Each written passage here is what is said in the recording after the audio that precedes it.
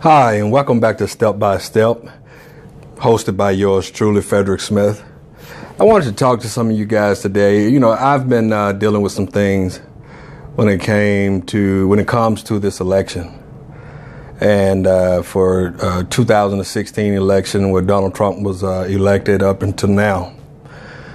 And throughout my conversations with people, I've realized that a lot of people are upset about it. And I kind of get it. It bothered me in the beginning when Donald Trump was elected. I had friends of mine who were white, are white, because we're all still friends. But they would say, well, I know Donald Trump is not the ideal candidate. Yes, I know he's said things. Yes, I know he's did things. Yes, he's got a checkered past. Yes, he lies a lot. Yes, and the list goes on and on and on. And then they would say, well, but I can't vote for Hillary. I just can't vote for Hillary because she's a crook. And these are Christian guys. And I was saying to myself, well, you can vote for a bigot. You can vote for a guy that spews hate, and we're Christian, so love is the center of it all. I mean, these are the things that the RNC chair came out and said in public, that Roy Moore had he held the standards and values of the Republican Party. Now, this is a man that was alleged to go to the malls and troll for young women. Underage women. It was alleged that he had he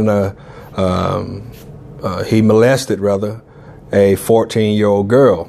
That was an allegation that was made against him. But yet the RNC chairwoman came out and said that he holds the values for the Republican Party. That's the kind of values that they stand for.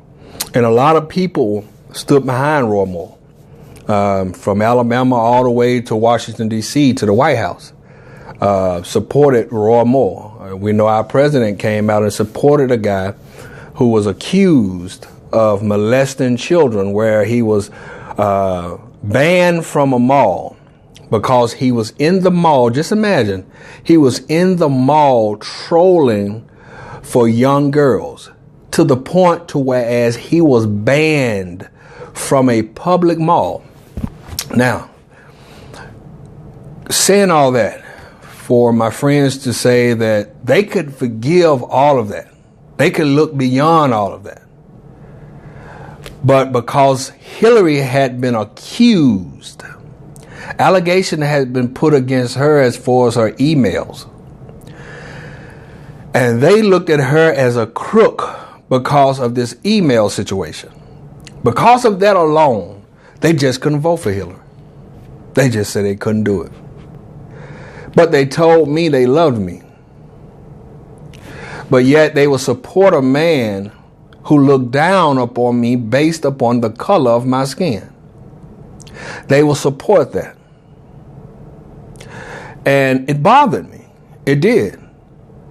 Because I started looking at this word love. And I started to examine it within my own heart. And I had my own issues with that coming up as a child, because people would tell you that they love you, but their actions were totally different. So I was confused when it came to that word love. I would just throw it around so loosely when I was younger, because I didn't care. I'm going to be honest, I didn't care. But as I got older, it started to, when I had children, I noticed I had a certain feeling towards my children.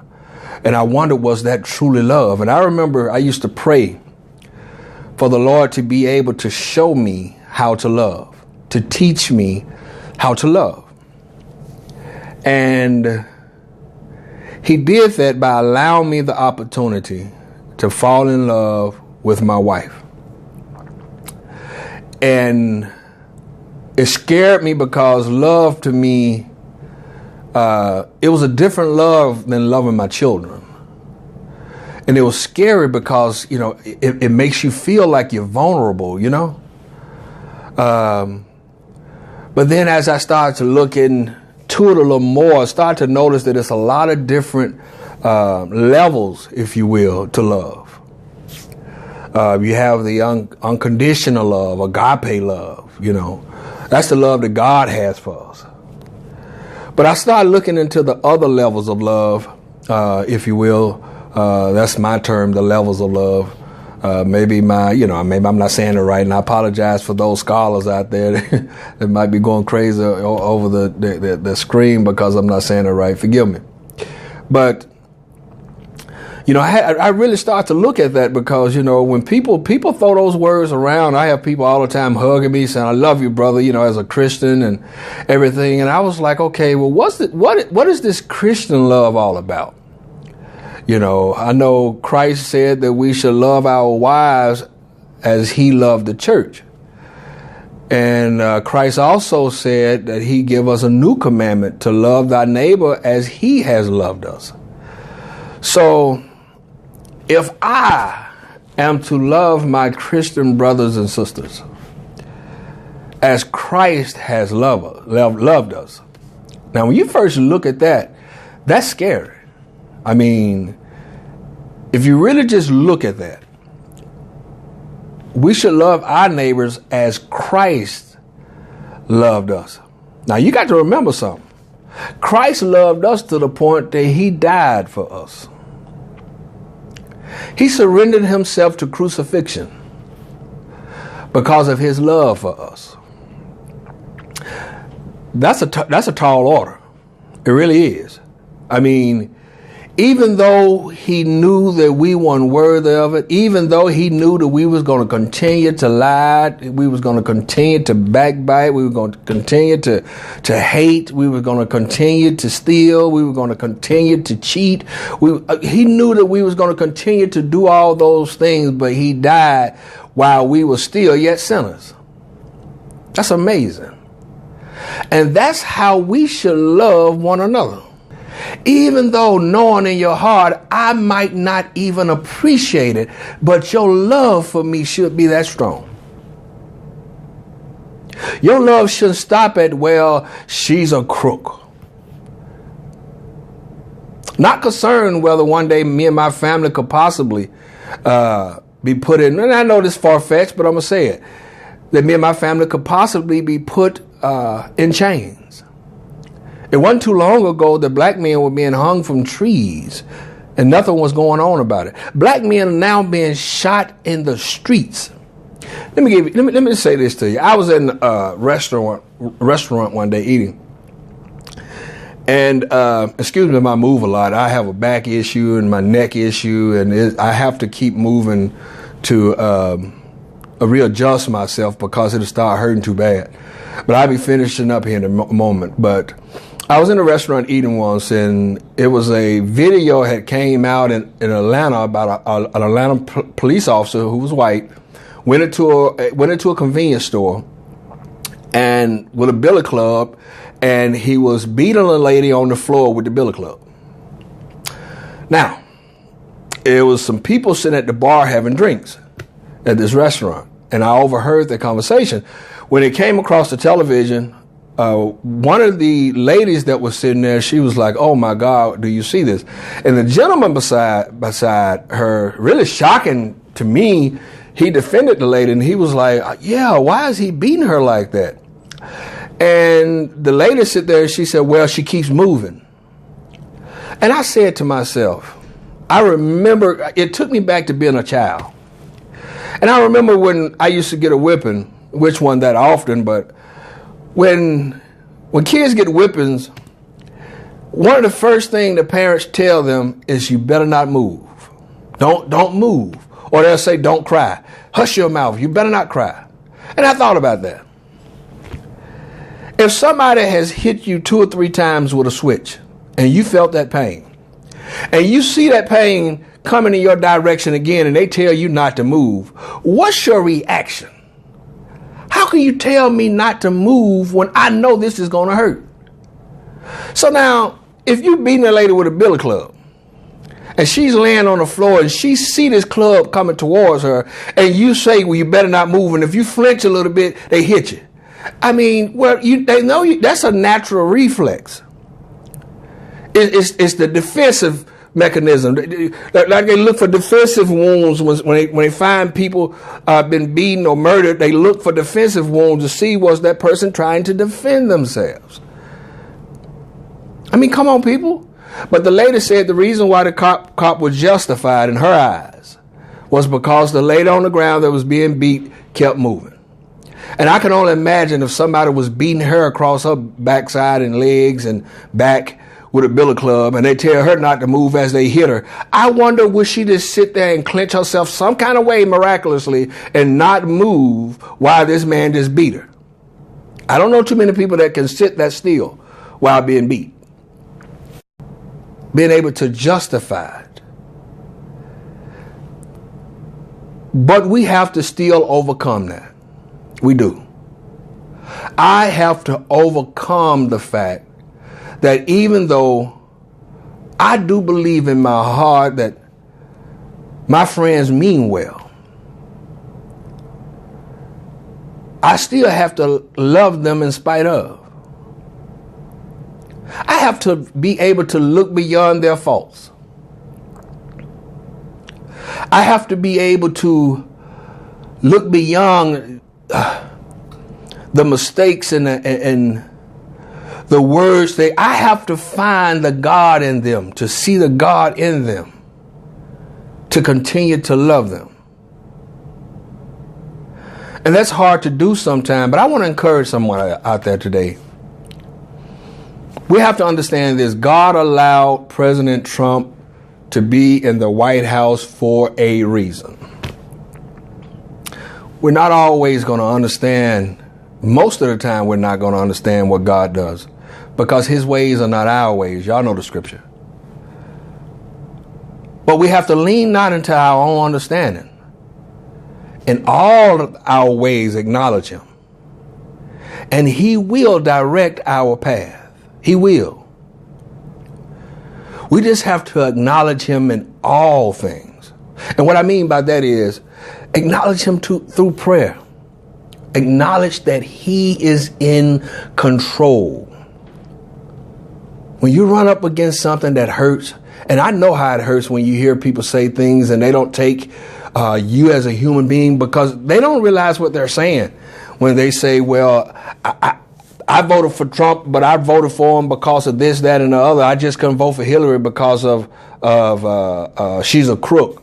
Well, from my eyes, I see that is, so you're willing to have me, my wife, and children be subjected to racism, hate, bigotry, all because you think Hillary Clinton is a crook. You think that me being hated is less than her being a crook. Like it's okay for me to be mistreated or my families to be mistreated and we not be able to do anything about it, have my rights stripped away from me slowly but surely while they try to take our attention away with all this little small nonsense. But behind the scenes, Jeff Sessions is carving up our civil rights right before our eyes, but we're missing it because we ready for the juicy gossip that CNN and MSNBC going to bring along. But Jeff Sessions is behind the scene, just doing this devouring our rights to votes and everything. You know, affirmative action. They say we don't need that anymore. They feel that we're not being discriminated against. They feel that black men now and black women are in the best shape. Why should you complain? Shut up and dribble. That's what they look at it like. Why are you complaining? We've given you all this and you still want more. Good grief, But, we have to look beyond that. We have to. But that doesn't mean we don't fight. That doesn't mean we don't fight now. Love doesn't mean that you surrender. You can love somebody, but still fight for your well-being. You can love somebody, but still fight for your rights. Because a person that loves you might not always agree with you. They might not always see the things the way you see them. Sometimes, I look at things a little differently. I look at empathy as I've been in your shoes, so I know what you're going through. But I look at sympathy as, well, I don't know what you've been through, but I feel bad for you because you're going through it.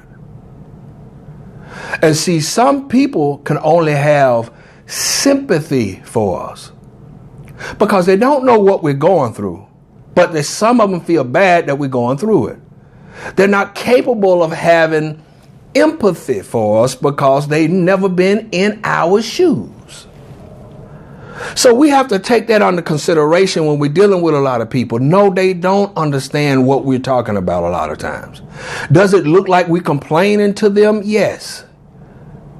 Does it look to them like we're ungrateful? Yes, because they have never been put in a situation where when you get up in the morning, you wonder how somebody's just going to perceive you based on solely on the color of your skin. As dark as I am, when I go out to shop for clothes, I have to think in the back of my mind, is somebody going to follow me around? You have to be mindful of these things when you go into stores that, they can really, if you move this the wrong way or put your hands in your pocket the wrong way, they can really think that you're stealing.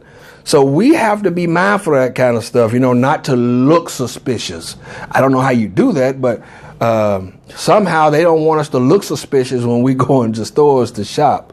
But I said all that to say this, look, I've been there. I know how it is. I know how tough it is sometimes to overlook a lot of things that happens. But you got to understand we're all human.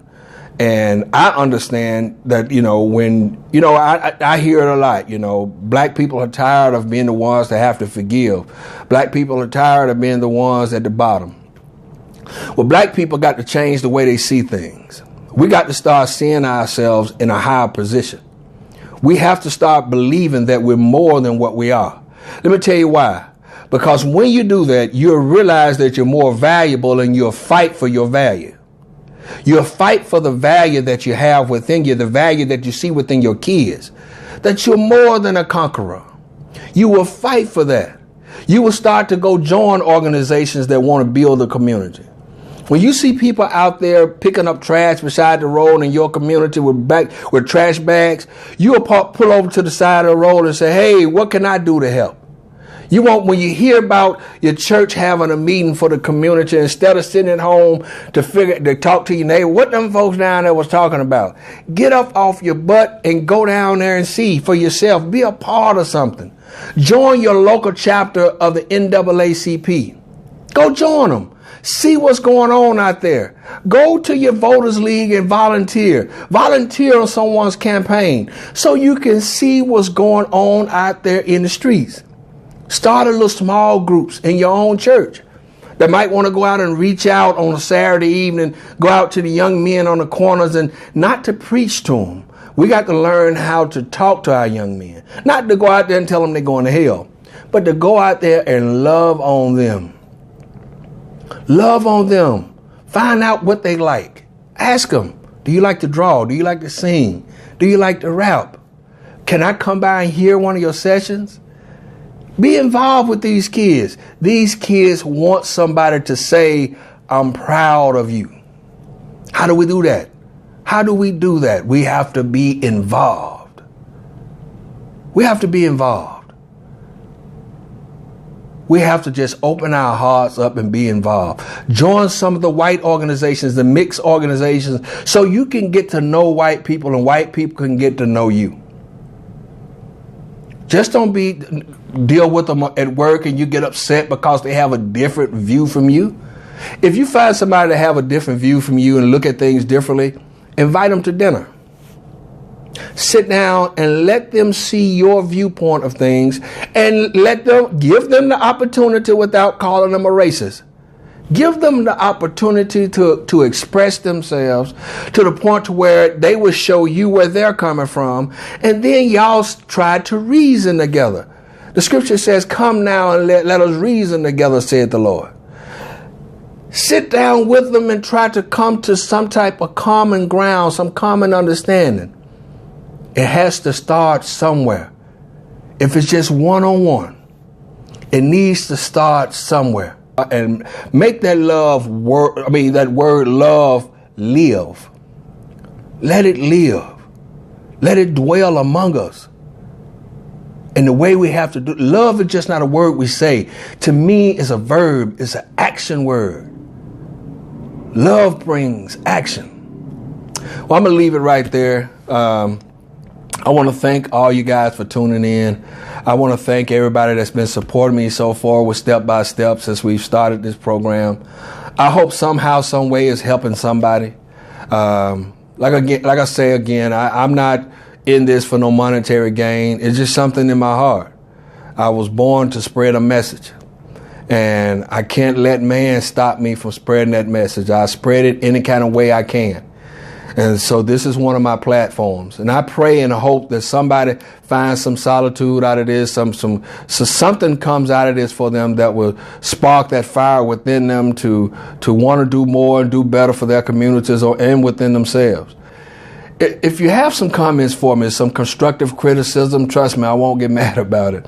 I look at it like this. You're not talking about me unless you're lying on me.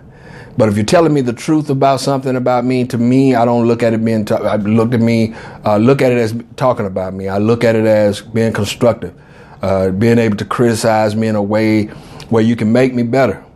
Iron sharpens iron. But I want you to subscribe, like, share, leave comments, please. Not that bad. But God bless you. I want you to go out and tell somebody you love them today. I want you to reach out to them and, just tell them you're thinking about them. But remember, we're not here to judge you. We're here to love you. And we're here to support you in any kind of way we can. We're all human. We all make mistakes. But when you fall, get back up. Shake the dust off. Yeah, people going to talk about you. That's a part of it. Let your haters be your motivator, as most people say. Let your haters be your motivators. Get back up. Because a lot of time they're watching you to see if you're going to succeed so they can try. So you might be the leader. They don't even realize it because, if you're a person that's strong, it's a lot of people watching you. Yeah, they got their eyes on you. Trust me. So God bless you. Please like, share, leave some comments, and please subscribe if you will. All the people that watch this, just hit the subscribe button at the bottom right there. And I promise you, I do a video maybe once every 2 weeks, so it'll pop up on your phone that I just uploaded a video. That's all it'll be. I want you to support me. I need your support to get the word out there, to help me get some likes and stuff generated. So spread it by the word of mouth. Step by step, we're your friend. God bless you. We love you. See you next time. Fred Smith, Step by Step.